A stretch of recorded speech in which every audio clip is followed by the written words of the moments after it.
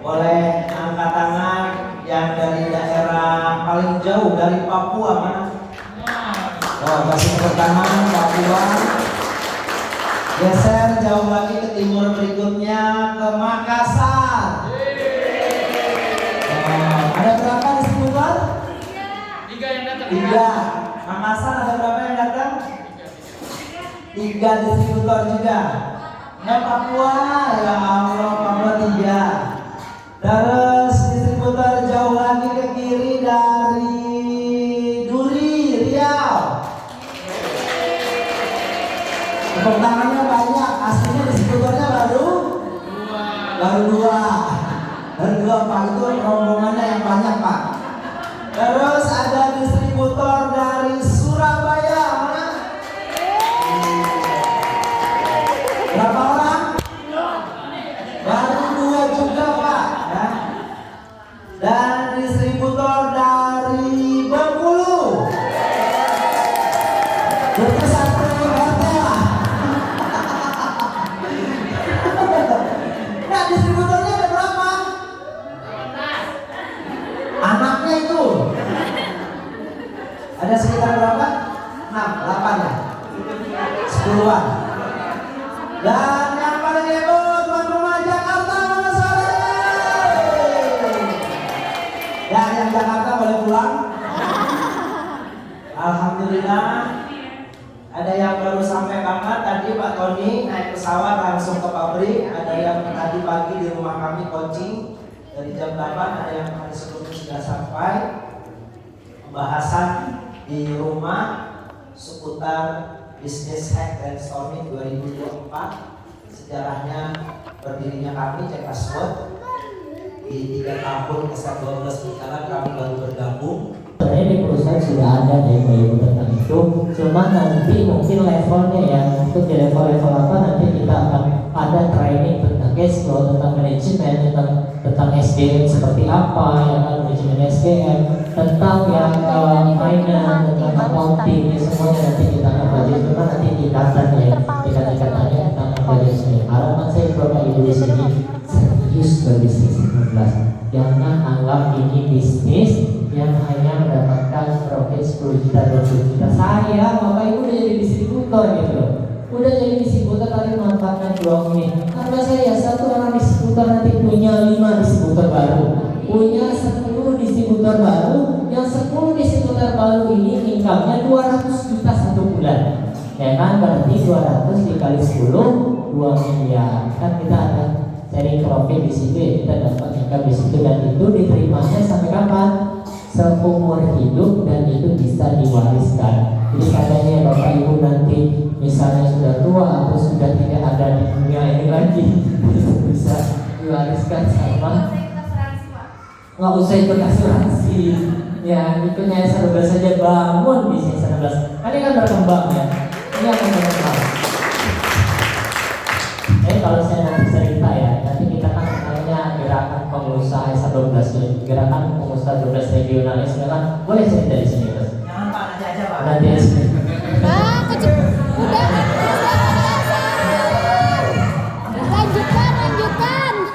Kita coba icip-icip aja Pak. Intinya apa? Intinya bisnis S12 ini akan menjadi bisnis yang besar ya Bapak Ibu semua. Terlepas di sini ada Bapak Ibu apa enggak. Nah ini poinnya nih. Seandainya Bapak Ibu ada, ini 11 pendapatan besar. Maka dari itu harapan saya Bapak Ibu di sinilah yang menjadi pelopor dan besarnya S12 di seluruh wilayah Indonesia. Kita mungkin belum masuk ke Singapura, kita belum masuk ke Malaysia. Emang kita karena kita ngerasa bahwa sistem kita belum komplit. Nah harapan kita nanti kalau sudah komplit sistem ini, semua training kita manajemen dari training itu sudah berjalan, ya kita untuk masuk ke Malaysia itu saya rasa nggak susah lah. Saya akan ketua PP Muhammadiyah. Nah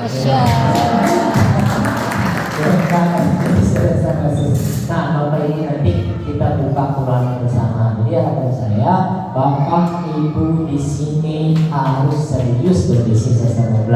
Jadi dilihatin tuh, disapa lagi customernya, disapa lagi resellernya, agennya. Kalau yang dekat dikunjungin. Kalau ada sebagian yang nggak ditelepon-telepon, yang teleponnya cuma tanggal 29 doang untuk omset, jangan sampai seperti itu lagi. Minimal berapa? Kalau kita punya tim yang namanya 50 tim, satu bulan minimal kita harus 3 kali teleponan sama mereka, sehingga ada yang namanya kedekatan. Ini bukan persoalan omset, bisa jadi dia pengen curhat, pengen ada kedekatan, sehingga itulah yang dibangun. Tim itu harus dibangun. Tapi kalau kita cuek-cuek aja, ini mau tutup omset karena ini ada target tanggal 28 udah mulai dari mana mau belanja apa enggak, gitu kan? Ini kita mau untuk ini nih, ntar dulu diskon lah. Ancaman yang disebarkan. Jangan seperti itu, harusnya dari awal kita lihat dan memang omsetnya mungkin 100.000, 200.000, ayo kita sama-sama yuk, kurangnya apa ini, ayo kita sama-sama kita bantu mereka omset, bukan kita paksa mereka belanja. Ini konsepnya beda nih. Jadi seorang pemimpin itu harus apa? Harus tahu apa yang dibikin. Kalau Bapak nggak tahu apa yang dibikin, nggak tahu lapangan seperti apa, kita mau perang, kita nggak tahu anggaran kita berapa, lapangan kita nggak tahu, kita nggak tahu apa yang kita bawa dan lawan kita nggak tahu, lapangan kita nggak tahu, akhirnya apa? Akhirnya kita babak belur di medan perang. Nah, jadi kalau Bapak Ibu di sini memimpin, Ibu harus tahu apa itu yang dipimpin siapa, resellernya, kemampuan dia online sama offline sudah berapa persen, ya kan? Kemampuan dari agennya online sama offline udah berapa persen? Ibu menuntut omset 15 juta sebulan, tapi nggak tahu, nggak bisa ngomongin mereka supaya si 15 juta. Ini adalah pemimpin. Pemimpin itu ngajarin mereka supaya omset. Ingat tidak, Bapak Ibu dulu menjadi distributor ini dibimbing juga sama tim yang di atasnya. Makanya duplikasi, dibimbing mereka, jadikan mereka sukses. Karena itulah visi dari S13, mengkayakan orang-orang yang ada di bawah tim kita. Jadi bukan hanya Bapak Ibu yang berhak, mereka juga punya hak dapat uang puluhan juta setiap bulan. Mereka juga berharap dengan Bapak Ibu yang dapat uang dari mereka, dan yang bisa jadi dengan ketulusan dan keikhlasan Bapak Ibu nanti yang reseller yang mungkin dia nggak bisa apa-apa, tapi setelah kita ikhlas, kita tulus bantu mereka, bisa jadi tahun depan dia adalah distributor dengan omset terbesar kita di tim kita. Makanya dari itu Bapak Ibu, saya bisa lakukan dengan ikhlas. Bisa jadi ini orang kita belajar bagaimanapun dia nggak bisa nggak ada masalah, ajarin terus. Bisa jadi nanti datang orang yang sudah siap, video melejit jadi itu udah campur tangan Tuhan, itu pasti ada dalam bisnis. Jadi ikhlas saja teman orang, insya Allah bantuan juga akan banyak datang nanti di bisnis Ibu besar. Makanya kemudian banyak lagi yang faktor-faktor yang lain yang Bapak Ibu juga harus tahu dalam membangun bisnis terus. Sesuatu yang Ibu bilang sekarang tidak mungkin, itu sudah mungkin di S13. Mungkin Ibu melihat mungkin hasil 1 juta satu bulan itu udah banyak, 200 juta mungkin hasil sudah banyak, 300 juga sudah ada, 400 sudah ada. Ibu Bapak punya peluang di sini. Jadi yang kita lihat itu ada sekitar potensinya itu. Kalau 134 dikurang 514, berarti itulah potensi persentase bahwa kita nanti bisa sukses di S13. Kemudian ini disebutkannya sudah penuh, bagaimana Pak? Kita kan ada banyak itu, kira-kira ya sekitar ya bisa 4 kali lipat lagi lah. 4 kali lipat ya Ibu dan penghasilan ini kita bisa buka di Malaysia, dan itu yang akan menjadi nanti fondasi kuat bisnis kita. Nah, Bapak Ibu di sini nih sekarang 2024 bikin yang namanya target. Target itu penting. Target itu penting, ibarat target itu jalan. Jalannya kemana? Kalau kita mau ke tempat, ke tujuan, tapi kita nggak ada jalan tujuannya, kira-kira kita susah. Makanya bikin target 1 tahun, bikin target 2 tahun, bikin target 3 tahun, bikin target 4 tahun, target 5 tahun, target 1 tahun. Kira-kira saya mau bikin distributor berapa? Ukur kemampuan kita. Kemampuan kita hanya bikin 1 distributor, 1 cabang 1 tahun karena masalah. Berarti emang itu kemampuan kita. Kalau seandainya kemampuan kita sudah meningkat tahun depan, saya mau tantang diri saya untuk bikin 2 distributor lagi. Ukur kemampuan kita kalau ilmu kita udah sampai. Jadi jangan bikin saya mau kira-kira nanti mau 30 distributor tahun depan. Ya kayak kelas Habibie, saya mau pas saja mungkin bisa. Nah kalau kita mungkin kemampuannya hanya 2, hanya 3 hari yang 5 nggak apa-apa. Ibu nggak salah, gimana ukur kemampuan kita? Mungkin saya cukupnya 2, saya cukupnya 3 karena ilmu saya belum cukup dan saya harus banyak belajar dulu nih sama Coach Adam. Saya harus belajar dulu sama Coach Habibie, saya harus nekat. Mengapa pola saya ongkos pesawat ya kan? Untuk datang nginep semalam untuk gimana bercerita yang ini dan kita harus mengupdate pengetahuan internal dari target itu ukur kemampuan kita sehingga kita tahu kemudian kita evaluasi tahun-tahun yang akan kita lalui. Sebenarnya simpel dan gampang, cuman ini butuh harus dikerjakan dan ini akan menjadi kebiasaan. Jadi kebiasaan akan menjadi budaya. Budaya itulah yang menelurkan yang namanya cita-cita dan tujuan akan lahir dari kebiasaan dan budaya yang dilakukan berulang-ulang kali. Ada di sini yang sudah join mungkin 2 tahun, udah income-nya udah di atas 100 juta ada. Ada yang join 4 tahun, income-nya 40-50 juta juga banyak. Ada yang 4 tahun, 5 tahun, 7 tahun, biasa 12, income-nya 10 juta juga banyak. Ini sebenarnya sesuai dengan kemampuan masing-masing. Investasinya beda-beda. Investasi ilmu pengetahuan yang 10 juta sama 180 juta beda, ya kan? 180 juta mungkin dia begadang tiap malam untuk belajar, ya kan? Yang 10 juta mungkin ya kebanyakan jalan-jalan, ya kan? Banyak parameter-parameter itu yang Bapak Ibu tahu. Jadi kita ukur diri kita sejauh mana nih kita di 2024 ini akan melangkah.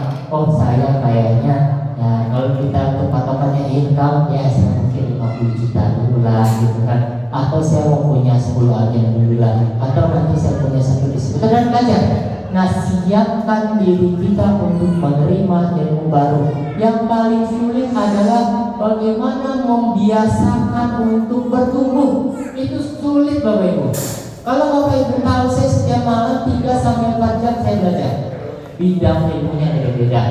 Kalau ditanya saya tentang R&D, tentang riset produk, ya mungkin R&D yang ada di lantai 3 itu kalau ada masalah pasti manggil saya terkait reaksi produk. Saya belajar bukan instan.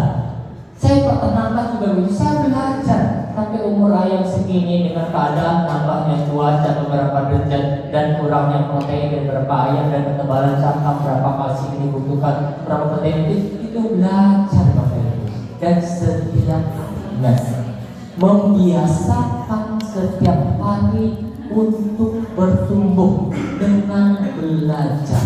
Saya belajar Setiap pagi, kalau kita setiap pagi bangun Pak. setiap pagi ya. Jadi saya biasanya.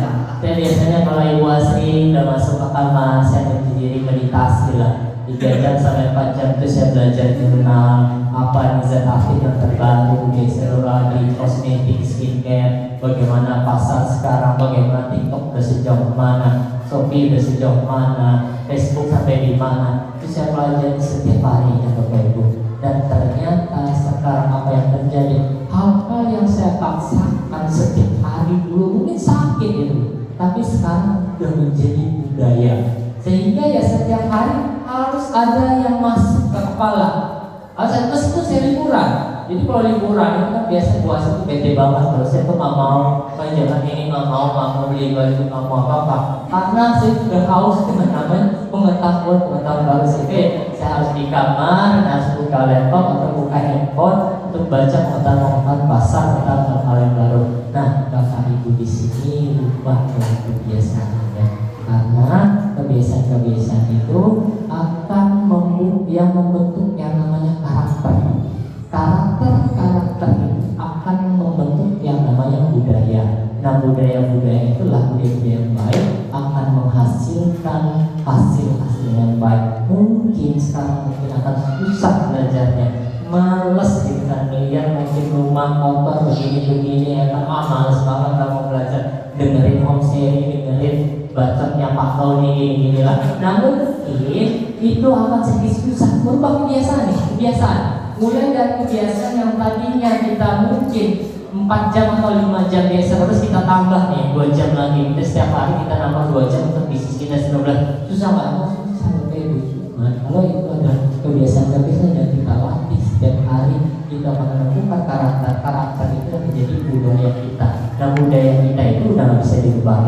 susah kita berubahnya, bahwa kita harus melakukan itu setiap hari. Ya sama seperti sholat lah Bapak Ibu. Bapak Ibu kalau sholat setiap hari, ya nggak mungkin Ibu ketinggalan sholat, intinya begitu ya.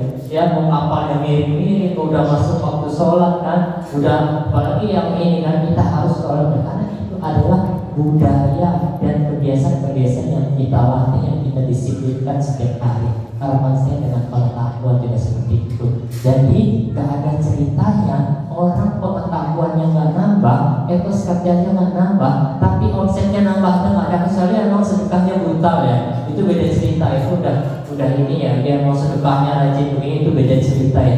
Karena apa? Karena setiap ini itu ada rumusnya semua. Nah rumusnya ini yang mesti diperhatikan. Kalau mau omsetnya besar, tentu kebiasaannya juga harus dirubah dengan aksi-aksi yang besar ya. Kalau mau 10 agen ya berapa kita harus dapat di bulan ini ya, emang capek Bapak Ibu. Cuman kalau itu dirubah, saya rasa nanti Bapak Ibu di 2025 nanti menjadi distributor besar di SR12, dan itu menjadi orang-orang yang income-nya 50 sampai 100 juta di masa. Mungkin itu secara ini ya, nanti kalau boleh tanya boleh. Terima kasih Pak Tony. Ada satu pertanyaan kali ya, karena kita mau break maghrib kurang lebih sekitar 8 menit lagi. Satu pertanyaan mungkin, atau Bu Asti ada tambahan? Karena tim distributor kami ini tadi kami sharing Pak, ada yang tumbuh bisnisnya, ada yang tim yang hilang dan segala macamnya. Suka dukanya kan ada, tapi kita ini kan bukan pebisnis cemen gitu. Jadi distributor itu sebuah perjuangan yang gak gampang, benar gak? Mempertahankannya itu juga butuh luar biasa. Kalau saya nangkep tadi ya, setiap hari belajar, wajar praktek. Jadi gagal praktek. Kalau 2 jam kita pakai presentasi ke 2 orang, tapi 2 orang kali 30 dan 60 orang. 60 orang kalau setiap bulan kita latih, nggak mungkin baca kita nggak berbisa nih kan? Karena ada orang yang belum presentasi, orang udah join, bener nggak? Ada nggak? Angkat tangan. Berbisa. Jadi kita nggak presentasi, orang lain ngejar, orang join tadi. Itu bukan ujuk-ujuk gitu ya. Karena tadi ada keahlian. Saya mencerna omongan Pak Tony itu berkali-kali. Setiap sesi kadang-kadang saya agak kurang dengar Pak Tony ngomong apa. Tapi setelah saya coba renungi, obrolannya terkesan biasa. Tapi kalau nanti rekaman dia lihat lagi, coba pahami dan praktekin satu-satu. Maka SR12 itu dibangun dari hal-hal yang biasa tadi itu. Baca. Pastikan kita tanya. Silakan, tadi ada yang mau tanya, angkat tangan, silakan. Coach Adam mau tanya, boleh, silakan. Satu pertanyaan kali ya. Nanti kita ngobrol lagi, silakan. Boleh? Pertanyaannya penting, Ya. khususnya untuk Anda ke depan Pak Tony. Saya mau izin karena saya sebagai mitra dan saya yakin teman-teman mitra distributor ingin melihat pandangan Pak Tony dan apa langkah-langkah 5 tahun ke depan. Sehingga kita berjuang itu karena kita benar-benar satu misi bersama di SR12. Tentunya big fish-nya SR12 boleh dong dikasih misi-misi kita Pak. Sehingga kita benar-benar on the track. Kalau narasi yang kami sampaikan di grup kami Pak, termasuk pada saat di Muhammadiyah DKI Jakarta, saya selalu bilang bahwa sampai suatu saat kita akan menjadi raja di negeri sendiri. Karena saya yakin dengan SR12 dengan Pak Tony. Tapi boleh tambahkan lagi Pak, skuadron 5 tahun yang akan datangnya akan jadi seperti apa? Sehingga benar-benar teori Simon Sinek itu kita pegang teguh. Start from the ends. Kita akan kerja 5 tahun itu, kita mulai dari sekarang. Saya mau izin Pak, 5 tahun lagi ke depan SR12 seperti apa dan apa bagian distributor yang menjadi kekuatannya Pak? Ini pertanyaan orang luar buat orang dalam Pak. Orang luar ya. Dia pengen tahu dalamannya SR12 Pak. Amin dulu kali ya. Amin. Ini kira nanyanya Pak Tony, saya nggak ada deg-degan ini Bapak milih siapa, harus saya deg-degan.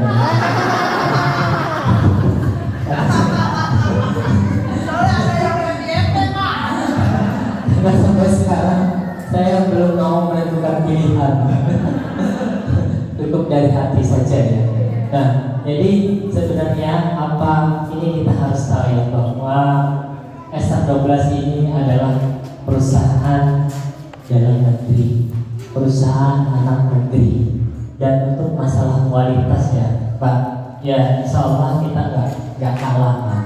Ya kalau kita lihat produk skincare dan kita bisa jual dengan harga lebih murah, dengan kemasan yang bagus, dengan kualitas yang saya rasa jauh lebih bagus dari kita. Ini adalah keyakinan dan optimisnya kita yang mungkin nanti ya bukan hanya produk ini yang kita tahu sekarang bahwa SR12 dikenal di online ya.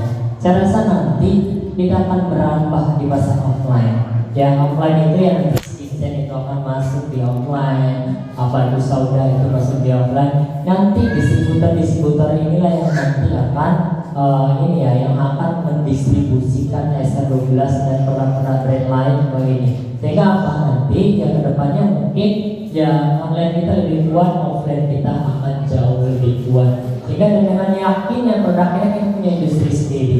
Kita punya 5 industri sehingga kita yakin dengan harga produk kita punya R&D terbaik lah yang terbaik di CNM ya. Dan kita punya R&D yang bagus-bagus sehingga bisa produknya jauh lebih bagus sehingga 5 tahun ke depan nanti ya saya rasa produk-produk yang mungkin yang Bapak Ibu boykot kemarin itu udah mulai digeser sama SR12 dan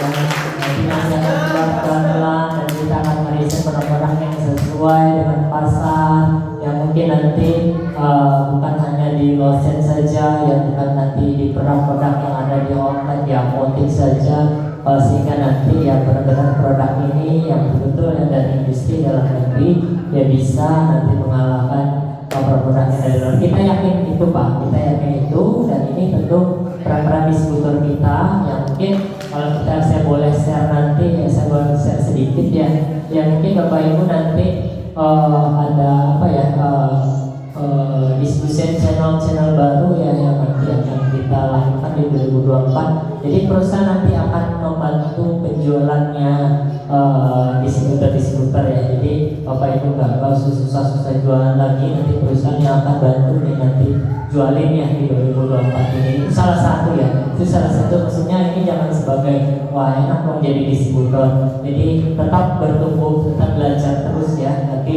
ini jadikan semangat ini aja ya sebagai fondasi baru buat kita bahwa di 2024-2025 yang mungkin target ini ya rata-rata omset kita yang mungkin tahun ini itu di angka 120 juta ke atas ya, tapi harapan kita nanti akan pelan-pelan naik. Jadi yang punya distributor yang mungkin sekarang 120 omsetnya bisa nanti 200 juta, sehingga yang agen yang tadi nanti 5 juta naik menjadi 15 juta lewat program-program kita. Mungkin distribution channel yang akan kita bentuk. Ini sebuah gerakan sebenarnya. Kalau berbicara 2025 mungkin saya akan sedikit apa ya, karena banyak ya Pak ya strategi-strategi yang ada di kepala saya sehingga saya bingung mana yang mau saya jelaskan terlebih dahulu ini. Karena saya optimis ya Bapak Ibu di sini semua ya, saya optimis sekali dengan SR12 ini. Ya Bapak Ibu di sini nanti menjadi ini yang menjadi saksi lah. Nanti pegang omongan saya insya Allah bahwa SR12 ini nanti akan besar dan bukan hanya di Indonesia saja ya, nanti akan terus keluar. Dan sampai sekarang saya akan terus gaungkan itu karena saya punya data, saya punya keyakinan yang kuat tentang itu. Saya yakin dengan kualitas produknya kita ya, saya yakin dengan harganya kita, saya yakin dengan kesempatan yang ada di SR12 ini, saya yakin ini akan menjadi ya yang menjadi terdepan lah, karena kita sudah beberapa produk yang kita keluarkan itu betul-betul diterima oleh masyarakat, dan harapannya nanti ini akan terus-terusan akan diterima oleh masyarakat. Nah maka dari itu untuk berbicara 5 tahun nanti ya mungkin Bapak Ibu yang di sini kita ini ya mungkin di distribution channel sama lembaga training yang kita harus aktifkan secara masif Bapak Ibu di sini. Intinya ya saya melihat bahwa di sebelum tahun 2024 ini banyak distributor yang turun ya, sehingga saya melihat bahwa perusahaan harus harus ngambil tindakan, yang mengambil tindakan itu bagaimana nanti 2024 ini nggak ada lagi nih distributor yang omsetnya di bawah 50 juta atau bisa di atas 100 jutanya. Kalau nggak bisa jualan kita bantu jualin, kalau nggak bisa begini kita upgrade, kalau nggak bisa begini insya Allah akan keluarin budget banyak untuk bagaimana nanti distributor kita kuat, sehingga kalau dia kuat dia akan bisa sustain bisnisnya. Itu adalah target kita, dan saya rasa insya Allah ya 2024 ini tahunnya kita dan mudah-mudahan S12 jauh lebih berkembang ya Pak ya. Mungkin itu saja dari saya. Sekali lagi kasih tepuk tangan yang meriah buat Pak Sony Firmansyah. Saya belum, ya mungkin baru pertama kali juga ya saya ketemu owner bisnis yang totalitas mikirin mitranya tuh, distributornya turun tuh bukannya senang, Pak Tony itu sedih loh. Distributor turun bisnisnya jadi agen tuh gak bisa tidur, Pak Tony itu mikirin. Sampai tadi keluar kata-katanya, gimana ya perusahaan bisa bantu distributor itu jualan. Nah yang dipikirin kok gak mikirin dirinya sendiri gitu loh. Jadi jangan sampai kita yang turun, kita justru harus melewati target yang ada di perusahaan. Tapi begitu saja turun, Pak Tony mikirin, sering curhat juga, gimana ya Pak Sudian gak turun. Ya Pak, saya bilang gini, Bapak gak usah mikirin orang yang kamu mikirkan dirinya sendiri. Karena distributor itu levelnya business owner, ngerti gak? Tapi kita punya owner yang punya hati nurani gitu. Kasih tepuk tangan dulu dong. Bahkan saya tahu banget kenapa susu kambing itu nongol, gomil itu nongol, bahkan nanti ada gomil kugot. Itu Pak Tony mikirin supaya omset distributornya nggak ada yang turun. Ngerti nggak? Bahkan ada salah satu tim kita dulu join skincare, bisnisnya memang nggak turun banget, nggak berkembang. Tapi pas dengar ada susu kambing, dia naik lagi, omsetnya bisa sampai 100-200 juta. Artinya apa? Kita berpikir juga bagaimana caranya kita juga melewati target bisnis kita. Bu Asri mohon izin sebelum kita break sholat maghrib, kata penutup dari Bu Asri buat teman-teman, karena ini rata-rata wanita semua, ibu-ibu rumah tangga. Kata pamungkas lah, Pak Tony tadi sudah jabarin. Bu Asri kasih energi, siap-siap kameranya. Silakan Bu Pri, kasih tepuk tangan yang meriah buat Bu Pri.